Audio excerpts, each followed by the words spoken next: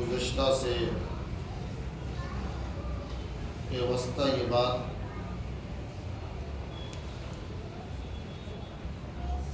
ہو چکی ہے کہ پیغمبر صلی اللہ علیہ وآلہ وسلم نے مدینے میں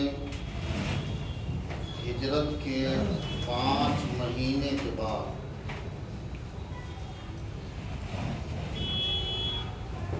عقد مواخات کا مسئلہ سامنے رکھا۔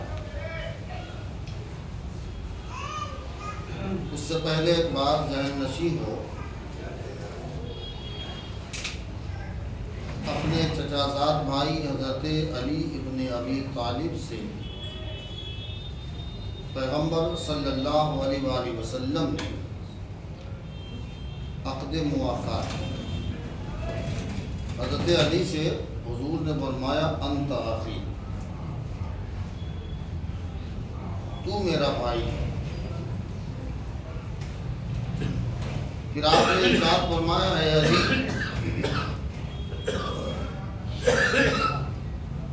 ہم دونوں کے لیے ایک دن تلاش معاش تم کرو گے اور ایک دن میں روزی کماؤں گا۔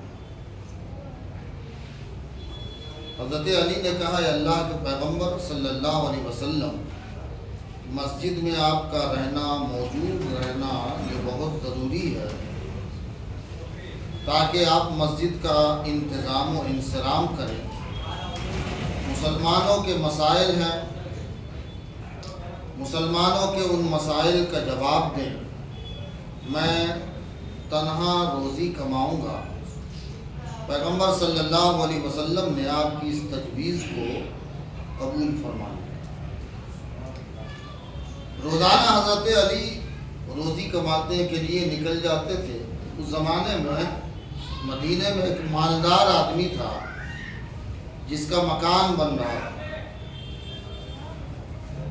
اس کے گارے کے لیے پانی کی ضرورت تھی۔ حضرت مولا علی وہ پانی دھوتے تھے۔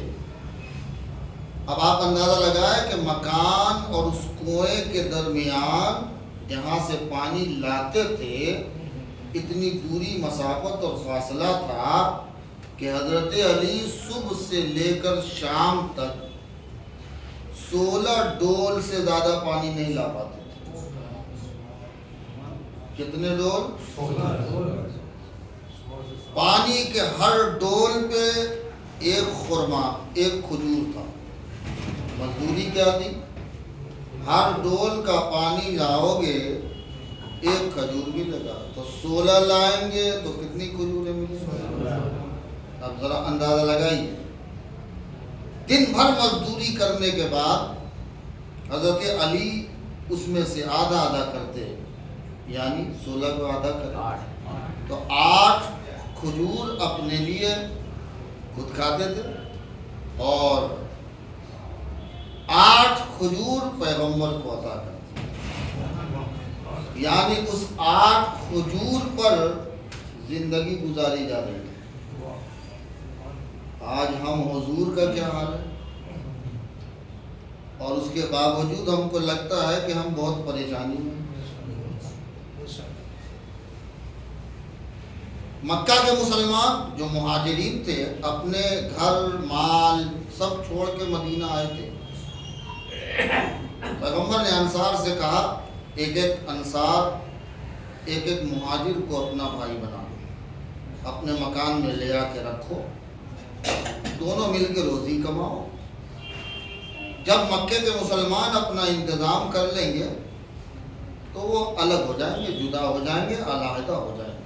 انصار نے خوشی خوشی اس تجویز کو قبول فرمایا۔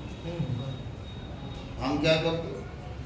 ابھی ہمارے یہاں کچھ مہمان آئے، فرض کر لیں، اور میں اگر کہہ دوں کہ اس محلے میں जेठा लाल की चाली में एक एक दिन हर आदमी मेहमान नवाजी करेगा, कहेगा ये मुल्ला अपना घर का बचा रहा है और हमारे पीछे पड़ गया, अब इसके पीछे पड़ो, इसको किसी बहाने से यहाँ से निकालो। अल्लाह ना करे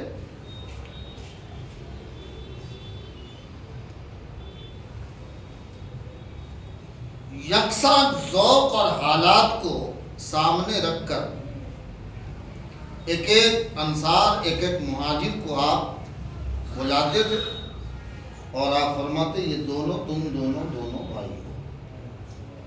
एक एक करके दो दो को बुलाते, एक इधर से और एक इधर से। अब दोनों भाई भाई बन जाते। याद रहे ये सिर्फ घर और जायदाद में शरीक नहीं होते थे, बल्कि मरने के बाद जिंदा रहने वाले को अपने इस भाई की विरासत भी मिलती थी, क्योंकि विरासत का भी हुक्म नहीं आया था और ये विरासत में भी भाई होते।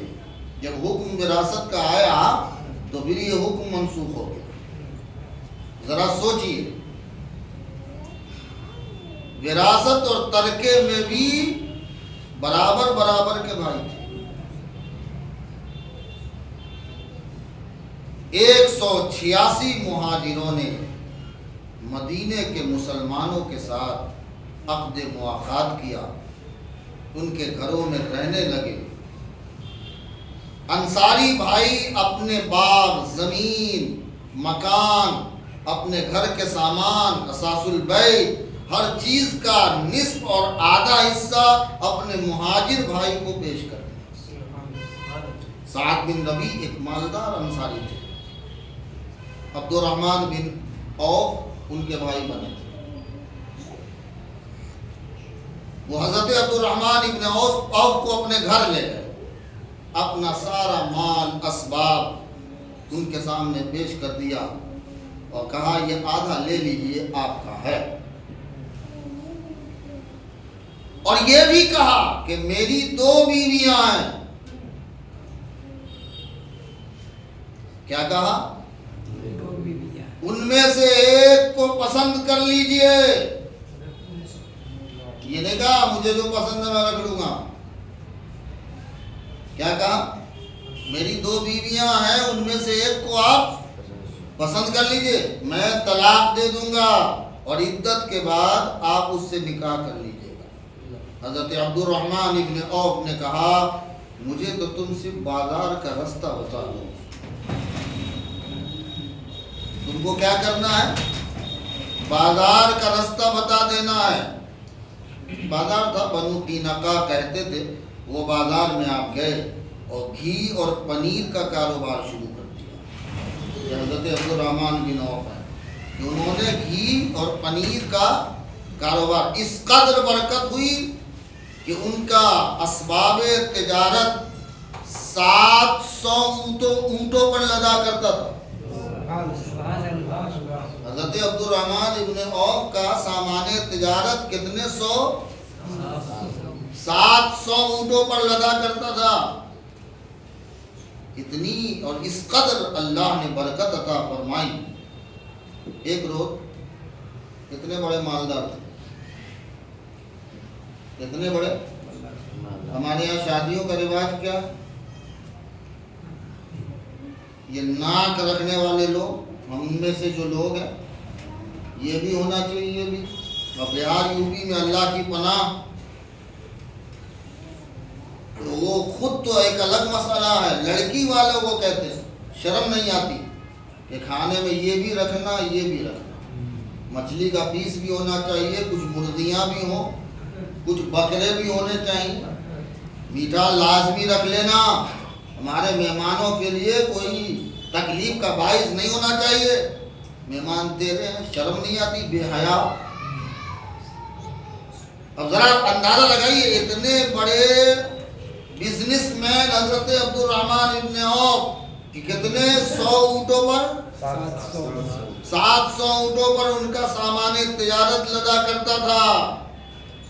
پیغمبر کے پاس ایک دن آئے تو کپڑوں میں خوشبو آ رہی تھی. ابھی میں نماز سے پہلے خوشبو لگا رہا تھا. ہم تو جب چاہیں لگا لیتے ہیں نا بھائی، وہ لوگ ایسی خوشبو نہیں لگاتے تھے. زیادہ تر وہاں خوشبو کا اہتمام شادیوں میں ہوتا تھا. ہمارے کلیم بھائی استاد نے ہمیں اس دن خوشبو دی، اس کو ہم استعمال کر رہے ہیں. ہم لوگ تو ڈھونڈتے ہی ہیں کہ ایسے لوگ ملے اور فری بانڈ کا مل جائے. ہم مولوی کو کیا چاہیے. پیغمبر نے جب دیکھا کہ خوشبو آ رہی تو یہ اشارہ تھا کہ شاید شادی کر لی. تو پیغمبر نے پوچھا عبد الرحمن بن عوف خیریت تو؟ تمہارے بدن سے خوشبو آ رہی ہے. کہا حضور ایک انصاری عورت سے شادی کر لی ہے اس لیے کپڑوں سے خوشبو آ رہی. کس سے شادی کر لی؟ اچھا اب سوچئے ذرا، شادی کر لی ہے. اس زمانے میں صحابہ میں انصار ہو یا مہاجر، یا آپ کو لگتا ہے کہ کسی کو بھی رسول اللہ سے زیادہ محبت کسی سے ہوگی؟ بولیے. اور عبد الرحمن ابن عوف نے شادی کر لی. مال تجارت کتنے کہ 700 اونٹوں پہ لدے. اور کسی کو تو چھوڑیے آپ، حضور کو بھی اس بات کا علم نہیں ہوا کہ انہوں نے شادی کر لی ہے. ذرا سوچئے. اور ہم ہیں نام کے لیے ناک اونچی رکھنے کے لیے مرتے ہیں. ہمارا حال ایسا. پیغمبر نے ارشاد فرمایا ولیمہ کرو. کیا کہا؟ ہاں، حضور نے ولیمہ کا حکم دیا. جب مہاجرین نے اپنی جگہ مدینے میں بنا لی اور سن 7 ہجری میں جب خیبر فتح ہوا، اور یہ عقد مواخات کا مسئلہ تو پہلی ہجری کا تھا، ٹھیک ہے نا. اور خیبر کا فتح ہوا 7 ہجری میں. تو کتنے ہوئے کل ملا کے؟ 7 سال. کتنے سال؟ 7 ہوئے. 7 ہجری ہوا، پہلی ہجری کو ہوا ہے تو 7 سال ہوئے. یہ 7 سال عقد مواخات رہا. اور جب خیبر فتح ہوا تو خیبر سے اتنے مال آئے کہ مہاجرین مالدار ہو گئے، ہر غریب مالدار ہو گیا. تو اب اتنے حصے ملے کہ ان کو عقد مواخات کے لیے ایک دوسرے کے مدد کی کوئی ضرورت نہیں رہی. تو یہ 7 ہجری میں عقد مواخات ختم ہو گیا. کتنے سال رہا؟ 7 سال. ہم 7 دن نہیں کر سکتے ہیں. کیا خیال ہے؟ ہمارا ایک دوست کہتا تھا کہ کسی کو اگر جانچنا ہو تو اس کے گھر مہمانی کر لو، مہمان بن کے چلے جاؤ. یوں منع بھی ہے کہ 3 دن تک مہمان ہو بھائی، تم ایسا نہ ہو اسی کے یہاں پڑے ہی رہ جاؤ. کس قدر ہو گئی مصروف یہ دنیا اپنی، 2 دن ٹھہرے تو مہمان برا لگتا ہے. پیغمبر صلی اللہ علیہ وسلم نے جس طرح قبا میں آپ نے مسجد کی تعمیر فرمائی، ایسے ہی پیغمبر جب مدینہ پہنچے تو مدینہ پہنچنے کے بعد پیغمبر صلی اللہ علیہ وآلہ وسلم نے چاہا کہ یہاں بھی مسجد کی تعمیر. قبا کا ذکر میں نے نہیں کیا نا، یہ کر دیا. کل مسجد قبا کا ذکر ہوا تھا، لاسٹ میں ہوا. چلیے، تو مسجد قبا جب پیغمبر پہنچے تو اللہ کے پیغمبر صلی اللہ علیہ وسلم نے مسجد کی بنیاد رکھی، اور مسجد کی بنیاد رکھ کر ہم کو اور آپ کو سبق دیا کہ خیال رہے کہ جہاں بھی کہیں ٹھہرنا ہو تو اپنے گھر سے پہلے اللہ کا گھر بنے. کیا عزم ہے؟ اپنے گھر بنانے سے پہلے اللہ کا. ہمارا حال الٹا.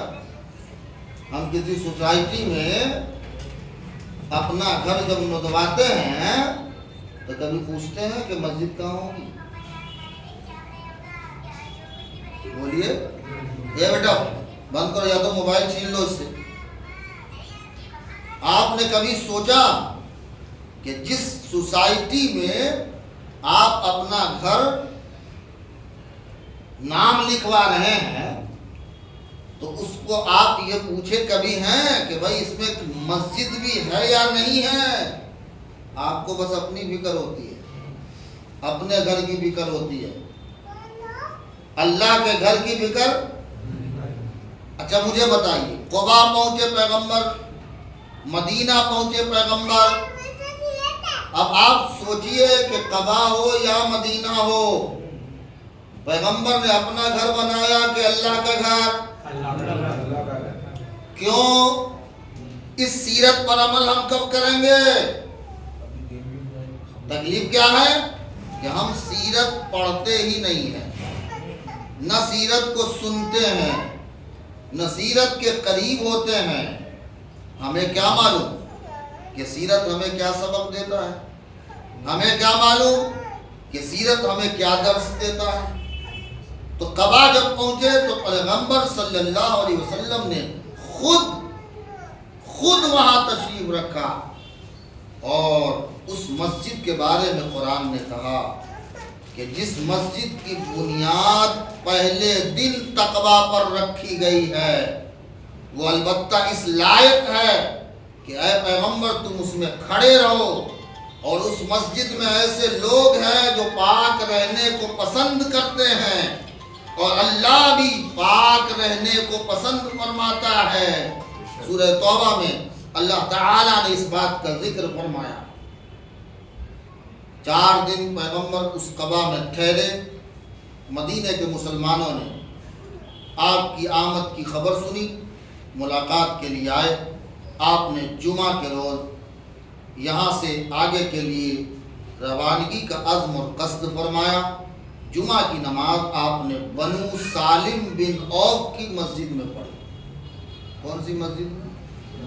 بنو سالم بن عوف کی مسجد میں آپ نے جمعہ پڑھی۔ قبا سے نکل گئے، مدینے میں داخل ہوئے، آپ کا اونٹ چلتا رہا، یہاں تک کہ وہ ایک ایسے مقام پر جا کر بیٹھ گیا کہ جو بالکل خالی میدان، باقاعدہ مسجد وہاں بھی نہ تھی۔ آپ نے اسی مقام پر مسجد بنانے کا فیصلہ فرمایا۔ آپ نے پوچھا یہ زمین کس کی ہے؟ کہا گیا 2 یتیم بچے کی ہے، جس کا نام سہل اور سہیل، سہل اور اب وہ جو جگہ تھی وہ مربت کے طور پر استعمال ہوتی۔ مربت سمجھتے ہیں؟ مربت کہتے ہیں کہ جہاں کھجور کو پھیلا کے سکھایا جاتا تھا، کیا وہ خرما بنایا جاتا تھا، تو اس کے لیے استعمال ہوتی تھی۔ وہ جگہ کھلی ہوئی تھی۔ دونوں لڑکوں سے آپ نے اس زمین کو خریدا، یہاں مسجد کی تعمیر کرنے کا ارادہ فرمایا۔ بنا معاوضے کے انہوں نے کہا ہم دے دیتے ہیں، اللہ سے جو قیمت ملے گی وہ ہمارے لیے کافی ہے۔ یہ یتیم بچوں کا حال تھا کہ اللہ کے ہاں جو قیمت ملے گی وہ ہمارے لیے کافی ہے، مگر آپ نے اس پیشکش کو قبول نہیں فرمایا، رد فرمایا، اور قیمت دے کر ان سے خریدا۔ اور ایک روایت وہی جو ہم نے آپ کو بتایا تھا کہ حضرت عمر رضی اللہ تعالی عنہ نے 10 دینار دے کر اس جگہ کو مسجد کے لیے خریدا۔ اس میں کھجور کے کچھ درخت تھے، مشرکین کی کچھ قبریں تھیں، آپ نے درختوں کو کٹوا دیا، قبروں سے ہڈیوں کو نکلوایا، پھر زمین کو، اب ظاہر ہے کہ جب آپ اندر سے نکالیں گے تو پھر وہ زمین ذرا آگے پیچھے ہو جائے گی نا، اس کو آپ نے ہموار فرمانے کا حکم دیا۔ جب زمین صاف اور ہموار ہو گئی تو مسجد کی بنیاد کھودی گئی۔ سب نے پہلے کچی اینٹیں تیار کر کے اندر ڈالی گئی، اور اس کام میں دوسرے مسلمانوں کے ساتھ خود پیغمبر صلی اللہ علیہ وسلم شریک ہو گئے۔ مسجد کی دیوار بننے لگی، آپ خود بھی اینٹیں اٹھا کر لاتے، معماروں کی مدد کرتے تھے، آپ کو کام کرتے دیکھ کر مسلمانوں نے یہ شعر پڑھا تھا، لئن قعدنا والنبی یعمل لذاک من العمل المضلل، اگر ہم بیٹھ جائیں جبکہ نبی کام کر رہے ہیں تو ہمارا ایسا کرنا تو نہایت برا ہوگا کہ نبی کام کرے اور ہم بیٹھے رہیں، جیسے کہ کل ہوا تو ڈھول کی آواز سنائی دی، آپ لوگ تو چلے گئے، بعد میں پوچھا تو بولے دوسری جگہ سے آ رہی، مجھے محسوس ہوا نہیں ہمارے محلے سے، میں نے جا کے باہر ایک صاحب تھے، میں نے کہا اس کو بچوں کو سمجھا، بولے کون جائے گا سمجھا، مجھے خود جانا پڑا، تھوڑا سا ڈانٹ ڈپٹ کرنی پڑی، یہ بیٹا یاد رکھنا کل سے ڈھول ڈبکا یہاں لے کے آئے گا تو بہت معلوم ہے۔ ہماری کمزوری کیا ہے؟ ہم جلوس یا میلاد النبی کا جو بھی پروگرام رکھتے ہیں اس میں سب سے بڑی خامی یہ ہے کہ وہ عمل کوئی فرض واجب تو ہے نہیں، اور ایسا عمل جو فرض واجب نہ ہو، مستحب ہو، صرف استحباب تک اس کی حیثیت ہو، اس میں اگر آپ فرض اور واجب کو چھوڑ دیتے ہیں تو وہ عمل مستحب بھی نہیں رہ جاتا، وہ کوئی معنی نہیں رکھتا۔ اس لیے ہمیشہ اس بات کا خیال رکھیں کہ ہر مستحب عمل کے لیے پہلے ضروری ہے کہ آپ فرائض و واجبات کو ادا کریں۔ اس لیے میں نے اناؤنسمنٹ میں بھی یہ بات کہی ہے کہ خدا کے لیے جہاں جہاں وقت ہو نماز کا آپ پہلے نماز ادا کریں، آپ ہو سکے تو آپ باوضو ہو کر جلوس میں شریک ہوں، تاکہ پھر آپ کو پانی کا مسئلہ نہ ہو کہ صاحب وضو نہیں تھا، بہانہ لگ جائے، ہے نا؟ تو اس بات کا خیال ضرور رکھیے گا آپ لوگ۔ ایک صحابی کا نام تھا طلق بن علی، وہ کہتے ہیں حضور علیہ السلام نے میرے ذمے یہ کام سپرد کیا تھا کہ میں مٹی کے پانی کا گارا بناؤں، فاوڑا لے کر گارا بنانے کا کام کرنے لگا۔ انہوں نے ایک موقع پر کہا، اے اللہ کے رسول، کیا میں اینٹ اٹھا کر لانے کا کام کروں؟ سنیے گا، کیا بنانے کے لیے مقرر تھے وہ؟ گارا بنانے کے لیے۔ کہا اینٹ لانے کا کام کر لوں؟ آپ نے کہا نہیں، تم گارا ہی بناؤ، کیونکہ جو جس کام میں ایکسپرٹ ہو اس کے لیے وہی کام بہتر ہے، اور گارا بنانے کا کام تم زیادہ بہتر جانتے ہو۔ سیرت کے ہر عمل میں آپ کو سبق ملے گا، شرط ہے کہ آپ اس کو اس طور پر پڑھنے کی اور مطالعے کی کوشش کیجئے۔ یاد رکھیے مسجد جو بنی وہ بالکل سادہ تھی، کچی اینٹوں کی تھی، ناہموار دیواریں تھیں، کھجور کے تنوں سے ستون بنائے گئے تھے، کھجور کی شاخوں اور پتیوں کی چھت بنائی گئی تھی، بعد میں پھر اس چھت کو گارے سے لیپ دیا گیا۔ اندازہ کیا گیا ہے کہ ابتدائی طور پر یہ مسجد تقریباً 100 گز لمبی 100 گز چوڑی تھی، یعنی 100 بائی 100 تھی، اور اس میں 3 دروازے بنائے گئے۔ کتنے دروازے؟ مسجد نبوی کے دروازے کتنے تھے؟ جو لوگ گئے ہیں دیکھتے ہوں گے نا، دھیان ہے کہ نہیں؟ ابھی کتنے دروازے؟ نہیں وہ پرانی والی، وہ ترقی والی پرانی والی، جہاں سے حضور کی بارگاہ میں آپ جاتے ہیں، ٹھیک ہے نا؟ وہاں دھیان دیے کبھی کتنے دروازے ہیں؟ پھر سے جائیے گا، اللہ دعا کیجیے اللہ تعالیٰ توفیق دے۔ بولو یار، لگ رہا ہے جہنم میں جانا، جنت جا رہے ہیں، دعا کرو، آمین کہو، زور سے کہو، ہاں لگنا چاہیے۔ روایت میں آیا ہے کہ مسجد نبوی کی تعمیر کتنی بار ہوئی؟ 2 بار، 2 مرتبہ اس کی تعمیر ہوئی ہے۔ پہلی بار ہجرت کر کے جب مدینہ آئے، اور دوسری بار وہی فتح خیبر کے بعد 7 ہجری کے بعد یہ دوسری تعمیر تھی، تعمیر ثانی تھی۔ وہ اس لیے پیش آئی کہ یہ 7 سال میں مسجد بوسیدہ ہو گئی تھی، تو اس میں مسجد کی توسیع بھی ہوئی، بڑھ بھی گئی مسجدیں، اور مسجد بڑھنے کے ساتھ ساتھ اس کی بوسیدگی بھی ختم ہو گئی۔ جو دوسری تعمیر تھی اس میں ایک واقعہ آیا۔ واقعہ کیا آیا؟ مسلمان اینٹیں اٹھا اٹھا کر لا رہے تھے. حضور علیہ السلام بھی اینٹیں اٹھا کر لا رہے تھے. حضرت ابو ہریرہ سلطان المحدثین کہتے ہیں کہ ایک مرتبہ میرا اور حضور کا سامنا ہو گیا. میں نے دیکھا کہ آپ کئی اینٹیں اٹھا کر لا رہے ہیں اور وہ اینٹوں کو آپ سینے سے سہارا دیے ہوئے. دیکھا ہوگا آپ نے مزدور کو تو سینے سے سہارا دیے. میں نے سمجھا کہ شاید آپ پر بوجھ زیادہ ہے اور زیادہ بوجھ کی وجہ سے آپ ایسا کر رہے ہیں. میں نے کہا خدا کے رسول ان اینٹوں کو مجھے دے دیجئے, کچھ زیادہ لگ رہی ہیں, بوجھ بہت زیادہ آپ کے سینے پر آ رہا ہے, تو کچھ اینٹیں ہمیں دے دیجئے. آپ نے فرمایا اے ابو ہریرہ دوسری اینٹیں لے لو, کیونکہ زندگی بلا شبہ تو صرف آخرت کی زندگی ہے. یہ عربی کے الفاظ میں آپ کو سنا دیتا ہوں, یہ ترجمہ تھا کہ خذ غیرہا یا ابا ہریرہ, یہ شعر کے انداز میں تھا. خذ غیرہا یا ابا ہریرہ فإنہ لا عیش الا عیش الآخرہ. اے ابو ہریرہ دوسری لے لے جا, اس لیے کہ اصل زندگی تو آخرت کی زندگی ہے. ابو ہریرہ تو سمجھ رہا ہے کہ تو ہی آخرت سنوار رہا ہے, میں محمد ہو کے بھی آخرت سنوار رہا ہوں. یہ ہم مولویوں کے لیے عبرت ہے, یہ ہم پیروں کے لیے عبرت ہے کہ ہم یہ سمجھتے ہیں کہ دوسرے ہی نیک کام کریں گے, ہم کیوں کریں. سمجھ رہے ہیں آپ کہ نہیں سمجھ رہے ہیں؟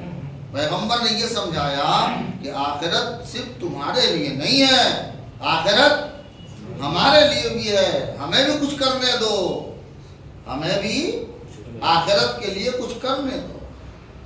اب آپ اندازہ لگا سکتے ہیں کہ ہجرت کر کے مسلمان جب مدینے پہنچے ہیں تو ایک شہر میں پناہ گزی کی حیثیت مسلمانوں کی تھی.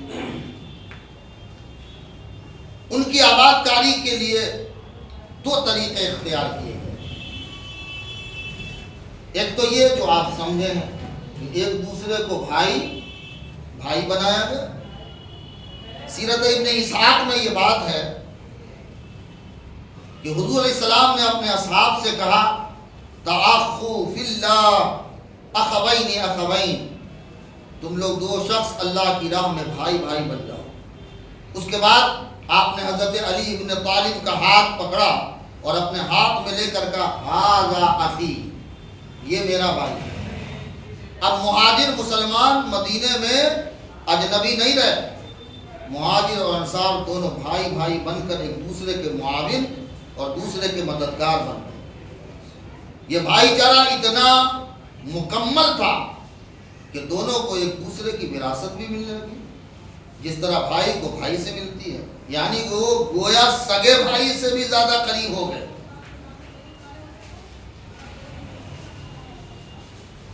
مہاجرین کی حیثیت حقیقت میں لٹے ہوئے قافلے کی تھی. جس طرح قافلہ لٹ جاتا ہے نا, اب یہاں آئے تو وہ تو لٹے ہوئے قافلے ہی کی طرف تھے, ان کو کچھ نہیں تھا, سب وہاں چھوڑ کے آئے تھے. اور یہ مواخات کا عقد, یہ انصار کی حیثیت یہ تھی کہ وہ ان کو ایک حیثیت دینے والے بن گئے تھے. مہاجرین کی حیثیت لینے والے کی تھی, پانے والے کی تھی, مگر انصار کے دل کی پوری آمادگی کے ساتھ یہ اللہ نے توفیق دی کہ انہوں نے بخوشی اس بات کو قبول کیا.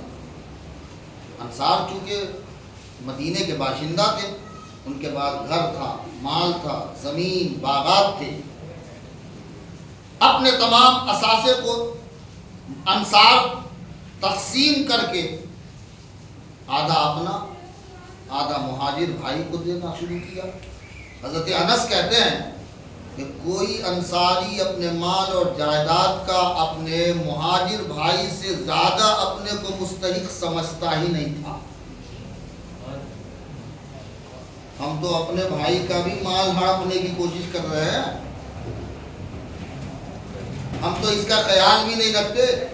ذرا اندازہ لگائیے یہ ایثار، یہ قربانی، انصار کی اس غیر معمولی ایثار کو اور قربانی کو دیکھ کر کچھ مہاجرین نے پیغمبر صلی اللہ علیہ وسلم سے کہا کہ اللہ کے پیغمبر، جس قوم کے پاس ہم آئے ہیں ان سے بڑھ کر ہم نے کسی کو تنگی میں ہمدردی کرنے والا اور کشادگی میں خرچ کرنے والا نہیں پایا۔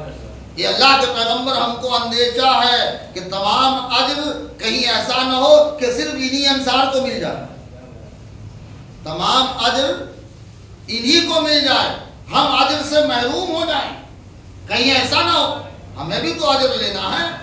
آپ نے فرمایا نہیں، جب تک تم ان کی تعریف کرو اور تم لوگ ان انصار بھائیوں کے لیے دعا کرتے ہو، بدلے میں کیا کرتے ہو؟ قرآن نے کہا الجزاء الاحسان الا الاحسان، احسان کا بدلہ احسان، اس نے احسان کیا ہے تو تم بدلے میں کچھ نہیں دے سکتے ہو تو کم سے کم دعا تو دے سکتے ہو نا۔ یقینی طور پر سیرت نگاروں نے 45 مہاجر اور 45 انصار کے درمیان جو عقد مواقات ہوا اس کو نام بائی نام، نیم بائی نیم، فہرست اس کی پوری بنا کر اس کی لسٹ تیار کی اور پوری تیاری کر کے اسے اپنی کتابوں میں سیر نگاروں نے ذکر فرمایا۔ میں یہاں نام ذکر نہیں کروں گا، وقت ہمارا خراب ہوگا، تو ہم چاہیں گے کہ ضیاع وقت نہ ہو۔ حضرت ابو ہریرہ کہتے ہیں انصار نے حضور علیہ السلام سے کہا کہ مدینے میں ہمارے جو کھجور اور باغات ہیں ان کو ہمارے اور ہمارے بھائیوں کے درمیان تقسیم کر دیجیے۔ اللہ کے رسول نے فرمایا نہیں۔ انصار نے کہا پھر آپ جیسا چاہیں فرمائیں۔ آپ نے کہا مہاجرین کو زراعت، کھیتی اور باغبانی کا تجربہ نہیں، وہ کھیتی کرنا جانتے نہیں ہیں، انہیں باغبانی کا کوئی تجربہ نہیں ہے، پھر کیا تم ایسا کرو گے کہ باغ میں تم ہماری طرف سے محنت کرو اور پیداوار میں ہم تمہارے شریک ہو جائیں؟ تو انصار نے کہا کہ کام کرو، باغ میں محنت تم کرو اور جو فائدہ ہوگا فائدے میں ہم دونوں شریک ہو جائیں گے۔ انصار نے کہا ہم نے سنا، اطاعت کی، کیونکہ آپ صحابہ کی عادت تھی کہ جب حضور کچھ حکم دیتے تو کہتے سمعنا و اطعنا، ہم نے سنا اور ہم نے حضور کی فرمان برداری کی، جو بھی حکم ہو حضور کا۔ حضرت جابر کہتے ہیں انصار کا یہ طریقہ تھا کہ جب کھجور کی پیداوار کو تقسیم کرتے تو ہر انصاری ان کے 2 حصے اس طرح کرتا کہ اس کا ایک حصہ کم ہوتا اور دوسرا حصہ زیادہ ہوتا۔ ہم لوگ کھانے بیٹھتے ہیں، ہم میں کا ہر آدمی چاہتا ہے کہ اس سے زیادہ ہم کھا لیں، ہوتا ہے کہ نہیں ہوتا؟ بولیے، یہ ہمارا ایمان ہے، یہ ہماری بھائی چارگی ہے صاحب۔ یہاں بھائی چارگی دیکھیے کہ جب بانٹتے تو ان کی خود کی جگہ تھی، خود کی زمین تھی، ملکیت ان کی تھی، مگر اللہ اس کے رسول کا خوف اور تقویٰ کیسا تھا ذرا اندازہ لگائیے کہ 2 حصے رکھتے، ایک میں کم اور ایک میں زیادہ، اور وہ کم والے میں کھجور کی کچھ شاخیں لے کر ملا دیتے تھے۔ کیا کرتے؟ کم والے میں کچھ شاخوں کو لے کر کھجور کے ملا دیتے تھے، اس کے بعد مہاجر کو بلاتے اور کہتے کہ ان میں سے جو چاہے لے لو تم۔ وہ مہاجر کو زیادہ پیداوار والا حصہ دلا دیتے اور خود انصاری پھل کی مقدار جس میں کم ہوتی وہ خود لے لیتے۔ یہ ایثار، یہ قربانی ڈھونڈ کے بتائیے، ہم مولویوں میں ڈھونڈ لیجیے، چلیے آپ اپنے میں چھوڑیے، ہم مولویوں میں ڈھونڈیے، ہم پیروں میں ڈھونڈیے۔ ہمارے ایک دوست نے کہا کہ صاحب ہمارے یہاں ایک امام صاحب آئے ہیں جو کہتے ہیں ارے دنیا کیا چیز ہے، اور کئی مہینے ہو گئے انہوں نے صرف دنیا پہ تقریر کی، دنیا بیکار ہے، اس دنیا میں کیا رکھا ہے۔ تو میں نے کہا یار سب سے بڑا دنیا دار وہی ہوگا، جو لوگ ایسی باتیں کریں تو سمجھ لیجئے کہ سب سے بڑا دنیا دار ہے۔ بہرکیف یہ وہ شرطیں تھیں جو صحابہ کے قسمت میں آئیں، اور اس سلسلے میں حضور علیہ الصلوۃ والسلام نے انصار سے کہا کہ ہمارا حق جو تمہارے اوپر تھا واقعی تم نے پورا ادا کیا ہے، ہم سب تمہارے شکر گزار ہیں۔ اب 7 ہجری جب ہوئی، خیبر فتح ہوا، تو اس سلسلے کو ختم کرنا ضروری سمجھا گیا۔ اگر تم چاہو تو تمہارے اطمینان خاطر کے لیے خیبر میں تمہارا حصہ دے دیں۔ انصار نے کہا اے اللہ کے پیغمبر، ہمارے اوپر آپ کی کچھ شرطیں تھیں، اور ہماری بھی آپ کے اوپر ایک شرط تھی۔ آپ کی کچھ شرطیں ہمارے اوپر تھی، اور ہماری شرط بھی ایک آپ کے اوپر تھی، وہ یہ کہ ہمیں جو کرنا ہے آپ حکم دے ہم کریں گے، لیکن ہماری شرط ایک یہ تھی کہ ہمارے لیے جنت ہو۔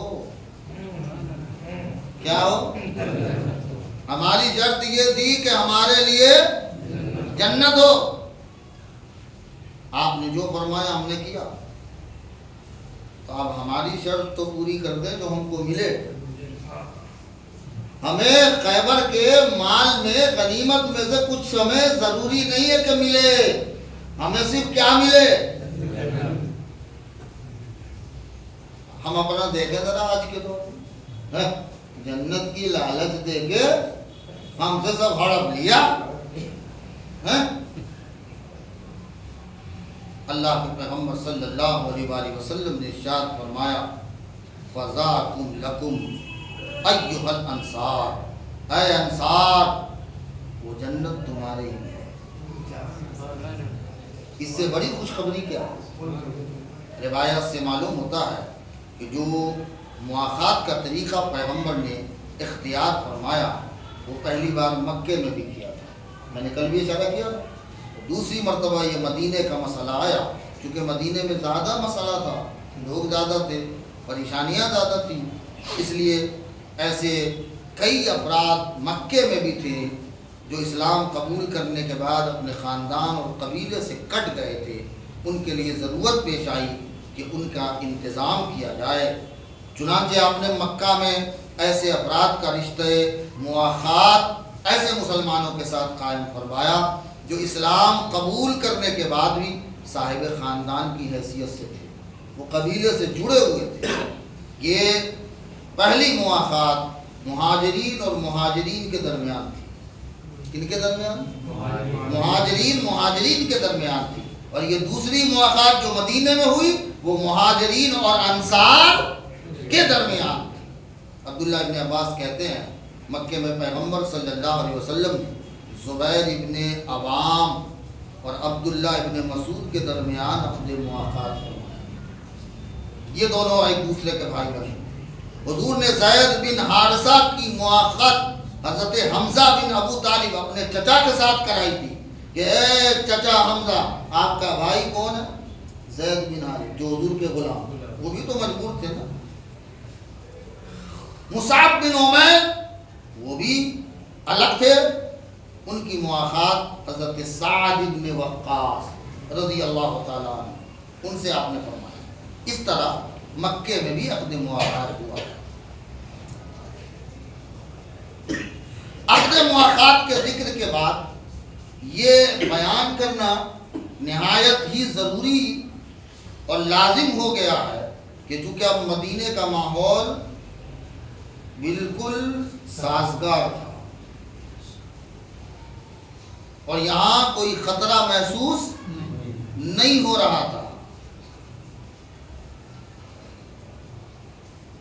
مواخات کے ذریعے معاشی حالات تو اچھے ہو گئے، لوگوں نے اپنا کام بھی شروع کیا، تجارت بھی شروع کی، اس سے بھی لوگوں کی حالت بدلی۔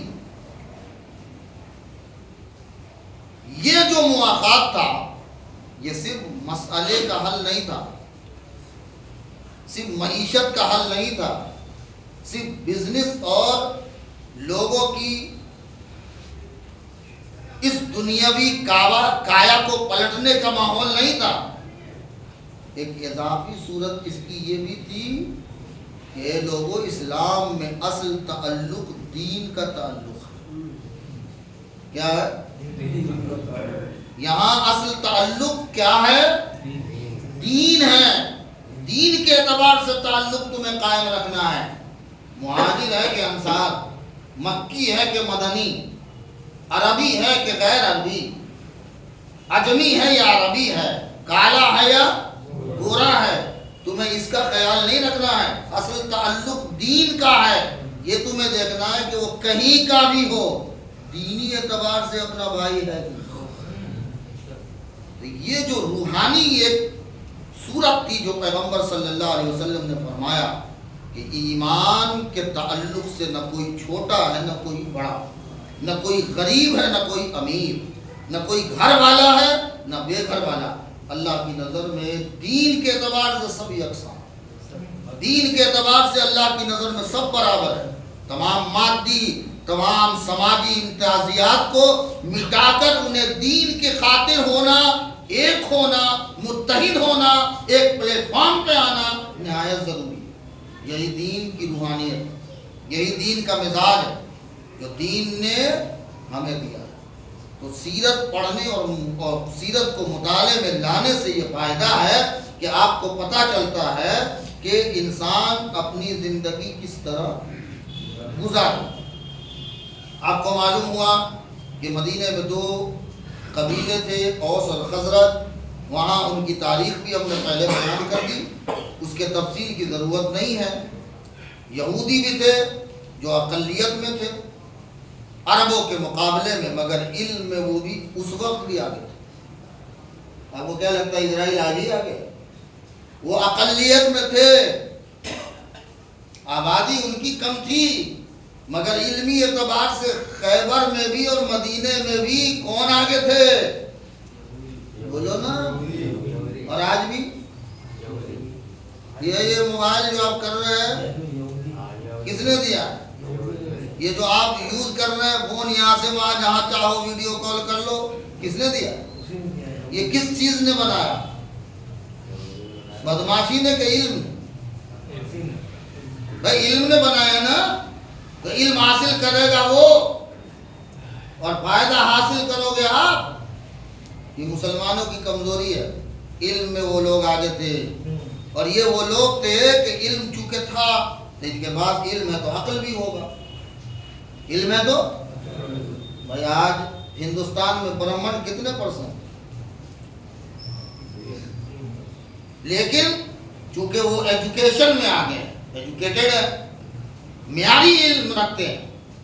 آپ کے ہر جس آپ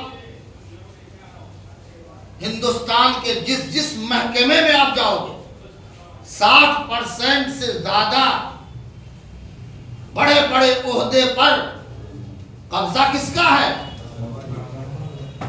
کتنے؟ اور آپ کتنے؟ آپ 30% ہیں، بھلے 20 کہے کہ 25، آپ 30% ہیں، لیکن آپ کی حیثیت نہیں ہے کیونکہ آپ کے پاس علم نہیں ہے، ایجوکیشن نہیں ہے. تو علم میں آگے تھے.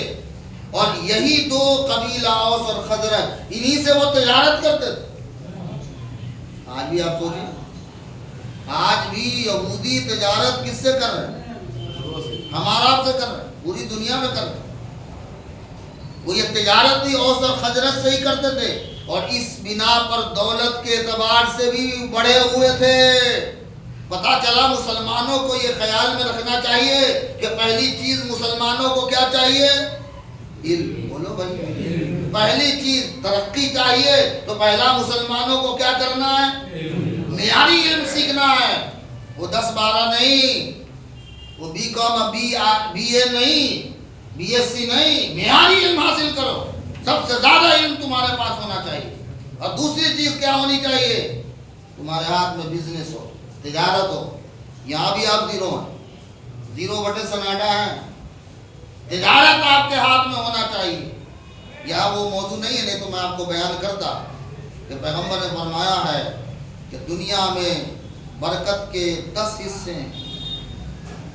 دنیا میں برکت کے 10 حصے ہیں اور 9 کے 9 برکت کے حصے اللہ نے تجارت میں رکھے ہیں، باقی ایک حصے کو دوسرے تمام چیزوں میں منقسم کر دیا ہے۔ تو 9 حصے تجارت کے، اس میں 90% اگر کوئی برکت ہے تو وہ صرف تجارت اور بزنس میں ہے، اور اس میں مسلمان سب سے پیچھے ہے۔ تو اب آپ کو آگے بڑھنا ہے تو آپ کو کتنی چیزیں چاہیے؟ علم چاہیے اور تجارت چاہیے۔ سمجھ میں آئے گی بات؟ ہاں، تو یہ جب سیرت آپ پڑھیں گے تو آپ کو پتہ چلے۔ یہودی اگرچہ تھوڑے تھے مگر پیغمبر کی نبوت کو پہچان کر ایمان لائے۔ ان میں اکثریت ایسی تھی کہ آپ کی اور آپ کے ماننے والوں کی دشمن بن گئی۔ تھوڑے لوگ تھے جو ایمان لائے، ان میں سے بھی زیادہ تر دشمن۔ یہود کا خیال یہ تھا کہ پیغمبر صرف بنی اسرائیل میں ہونا چاہیے، پیغمبر صرف اسرائیل میں پیدا ہونا چاہیے، اسی خاندان میں۔ اب حضور علیہ السلام تو بنی اسماعیل تھے، وہ تو اسماعیل کی اولاد میں سے تھے نا، اس لیے وہ پیغمبر ہونے کا یقین نہیں لا سکے۔ حضور نے چاہا، بہت چاہا، کوشش کیا، مگر وہ ایمان نہیں لائے۔ حضور نے پھر یہ چاہا کہ کم سے کم ان کے شر سے محفوظ رہیں۔ کیا کریں؟ ایسا نہ ہو کہ بدماشی پر تل جائیں، تو ان سے بھی محفوظ رہنا ضروری ہے۔ اس مقصد کے تحت آپ نے ان سے ایک معاہدہ کیا، جس کو معاہدے کو صحیفہ مدینہ کہتے ہیں۔ کیا کہتے ہیں؟ صحیفہ مدینہ۔ یہ معاہدہ ہجرت کے 5 مہینے بعد، یہ عقد مواخات بھی کتنے مہینے بعد ہوا؟ 5 مہینے بعد۔ اور یہ معاہدہ بھی کتنے مہینے بعد؟ 5 مہینے بعد۔ دین، مال، آپسی اور باہمی مسائل، اس سے تعلق یہ معاہدہ تھا۔ اور اس کا خلاصہ کیا تھا؟ میں لفظ بلفظ بیان کر دیتا ہوں، اس خلاصے کے بعد آج کی گفتگو ختم کریں گے انشاءاللہ، پھر آگے کا تذکرہ انشاءاللہ کل کریں۔ معاہدہ تھا بسم اللہ الرحمن الرحیم، یہ تحلیلی عہد ہے محمد نبی امی صلی اللہ علیہ وسلم کی طرف سے مسلمانان قریش و یثرب اور یہود کے درمیان، جو مسلمان کے تابع ہوں اور ان کے ساتھ الحاق چاہیں، ملنا چاہیں، ہر فریق اپنے اپنے مذہب پر قائم رہ کر ان امور کے پابند رہیں گے۔ یہ امور کیا کیا تھے؟ میں وہ تمام دفعات آپ کو لفظ بلفظ سناتا ہوں۔ پہلا، قصاص اور خون بہا کے جو طریقے پرانے زمانے سے چلے آ رہے ہیں، وہ عدل اور انصاف کے ساتھ بدستور قائم رہیں گے، یعنی وہی سلسلہ چلے گا قانون۔ اگر کوئی کسی کو مار ڈالے گا تو اس کا دیت، اس کا خون بہا اسے دینا پڑے گا۔ دوسرا، ہر گروہ کو عدل اور انصاف کے ساتھ اپنی جماعت کا فدیہ دینا ہوگا، اپنے اپنے گروہ کا۔ جس قبیلے کا جو قیدی ہوگا، اس قیدی کو چھڑانے کے لیے زر فدیہ کا دینا اس قبیلے کے ذمے ہوگا، وہی قبیلہ اس کو ادا کرے گا۔ تیسری چیز، ظلم، گناہ اور سرکشی کے مقابلے میں تینوں گروہ متفق رہیں گے، چاہے یہود ہو، اوس و خزرج ہو، کہ مسلمان، سب متفق رہیں گے۔ اس بارے میں کسی کی رعایت نہ کی جائے گی، اگرچہ وہ کسی کا بیٹا ہی کیوں نہ ہو، اگرچہ وہ کسی کا۔ چوتھی چیز، کوئی مسلمان کسی مسلمان کو کسی کافر کے مقابلے میں قتل کرنے کا مجاز نہیں ہوگا، اور نہ کسی مسلمان کے مقابلے میں کسی کافر کے کسی قسم کی مدد کی اجازت ہوگی۔ نہ مسلمان کو مارے گا اور نہ مسلمان کسی دوسرے کو مدد کرے گا۔ چھٹی چیز، جو یہود مسلمان کے تابع ہو کر رہیں گے، فالوور ہو کے رہیں گے، ان کی حفاظت مسلمانوں کے ذمہ ہوگی، مسلمان اس کی حفاظت کرے گا، کسی قسم کا ظلم نہیں ہوگا، ان کے مقابلے میں ان کے دشمن کی مدد بھی نہیں ہوگی، کیونکہ جب ہمارا تابع ہے تو اس کے جان مال سب کی حفاظت کا ذمہ دار ہم ہوں۔ کوئی کافر اور مشرک کا یہ حق نہیں ہوگا کہ مسلمانوں کے مقابلے میں قریش کے کسی شخص کو پناہ دے۔ مکے سے کوئی قریش آ جائے تو یہاں وہ اس کو پناہ نہیں دے گا، یا قریش اور مسلمانوں کے درمیان وہ بیچ میں آ جائے، حائل ہو جائے۔ آٹھویں چیز، جنگ کے وقت یہود کو جان و مال سے مسلمانوں کا ساتھ دینا ہوگا۔ اگر مدینے میں کوئی حملہ ہوتا ہے باہر سے تو جان اور مال کے ساتھ یہودیوں کو بھی ساتھ دینا پڑے گا، کیونکہ تم بھی یہاں کے باشندے ہو۔ مسلمانوں کے خلاف مدد کرنے کی اجازت نہیں ہوگی۔ نویں چیز، رسول اللہ کا کوئی دشمن اگر مدینے پہ حملہ کرے تو یہود پر رسول اللہ کی مدد لازم ہوگی، یہودیوں پر پیغمبر کی مدد۔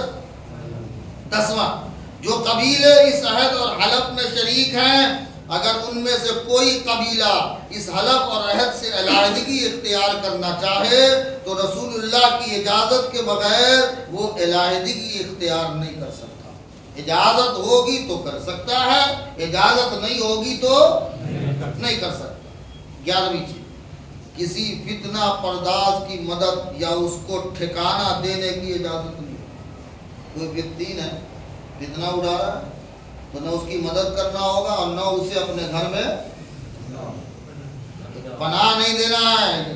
اور جو شخص کسی نئی بات نکالنے والے شخص کی مدد کرے گا یا اس کو اپنے پاس ٹھکانہ اور پناہ دے گا تو اس پر اللہ کی لعنت ہوگی، اس پر غضب ہوگا، قیامت تک اس کا کوئی عمل قبول نہیں ہوگا۔ 12ویں چیز، مسلمان اگر کسی سے صلح کرنا چاہیں گے تو یہود کو بھی اس صلح میں شریک ہونا ضروری ہوگا، یعنی دونوں مل کے صلح کریں۔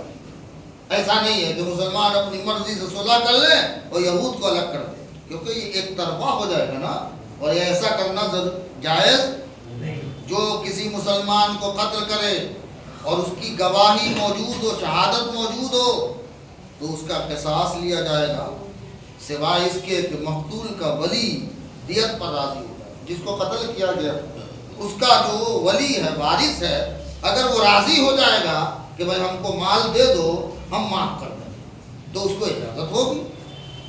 14ویں چیز جو آخری تھی، کہ جب بھی کسی معاملے میں اختلاف پیش آئے تو اللہ اس کے رسول کی طرف رجوع کیا جائے گا۔ اختلاف میں کدھر رجوع ہے؟ بولیے، ہم تو کچا بھی جا رہے ہیں۔